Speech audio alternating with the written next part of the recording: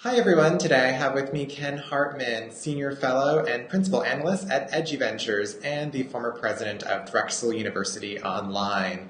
He'll be speaking at our upcoming event, New Directions in Online Learning, which is happening March 31st through April 2nd in Boston. Welcome, Ken. Jeff, it's a pleasure to be with you.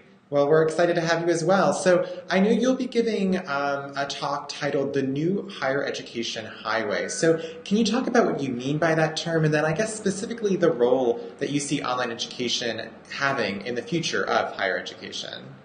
Well, I don't think it comes as any surprise to anybody that higher education has changed quite a bit, certainly in the last 25 years, but really in the last 2 or 3 years. I've been in this business for over 30 years, and I've never seen so much internal as well as external pressure to change. Some institutions have jumped on board that. Others, I think, by the title of my session, The Highway, are coming to a point in time where the bridge may be out up ahead, and there are going to be very few exit ramps afforded to them. The secret, and what we'll be talking about, is how to take exit number one to avoid exit number two, which is bad because you've got to explain to your constituents why you didn't take exit number one. And the last exit, that's really bad before the bridge is out. So that's what we're going to be talking about, what the exits look like today. Okay. And so I know you've been in a lot of different roles in higher education, both from the professor side of things, from the administrative side of things, now in this EduVenture side of things. So from your perspective, how has, I know you're talking about this bridge and this sort of metaphor of the bridge, how has that been changing online education from your perspective in the last few years?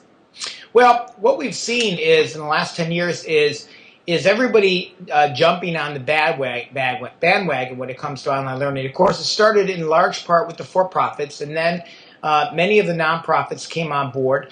And what we saw certainly in the last couple of years is that there are a lot of players now in this market, and the student population has at best leveled off. So you have a lot more people competing with a lot fewer students, namely adult learners, which has still made the vast majority of those students. So colleges who are online, right, those who have not got into the business are going to find many challenges. I often use the metaphor, again, I like metaphors, of the swimming pool.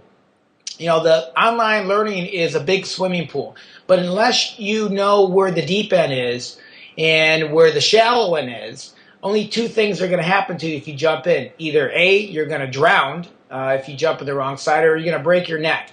And what I find today is that a lot of colleges don't know which end is in. They don't know how to jump. They don't know how to swim, and consequently, they're losing a lot of money and not gaining a lot of students. So that's the beauty of this conference, as I see it, as helping colleges understand where is the deep end, where is the shallow end, and what do I need to do in order to be able to swim? Mm-hmm. That makes a lot of sense, and a really helpful metaphor, I think. So one thing you mentioned there is that there are a lot more players now, more than ever, in the online sphere. And as you're saying, the sort of leveling off of student interest in this, or not as accelerating as highly as the number of schools getting into the space. Yes. So I'm wondering, for institutions who are already offering online degrees, maybe they've been offering it just for a few months or a few years, but what do you see as the next big disruption for online education, and what are these major blind spots that people just aren't aware of? Yeah. This is a big thing. This is a big thing, and I know a lot of people may not have thought about this as being a big thing in the industry, but I can sum it up in one word: quality. Isn't that weird? Quality. That's what's going to make the difference going forward. Mm-hmm. Most online programs, and I dare say even the ones that I was responsible for, you have most online degree programs, most online classes are simply talking PowerPoint slides.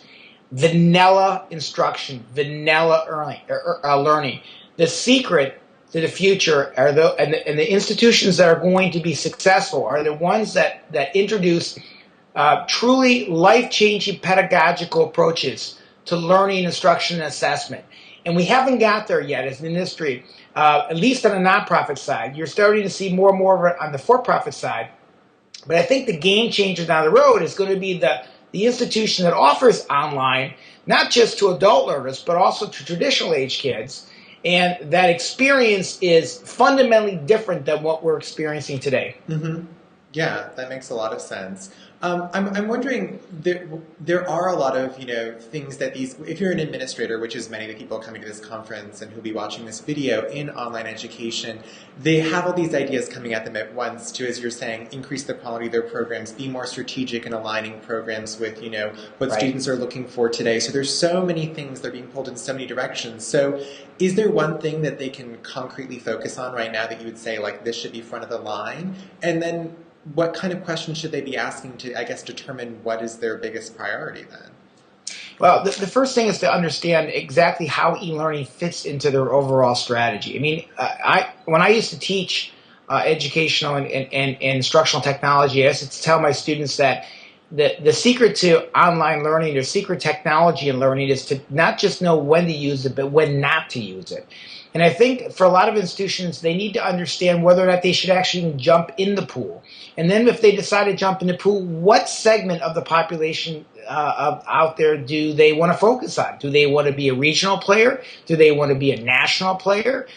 What type of students, what types of degrees? Find their niche. And how does that niche fit into the overall mission of the institution?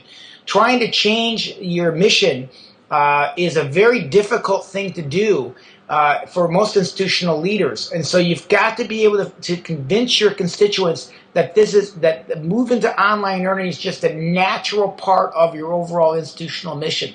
And part of the discussion I have with my session will be how to do that, because it's not an easy thing to do, but it's certainly achievable.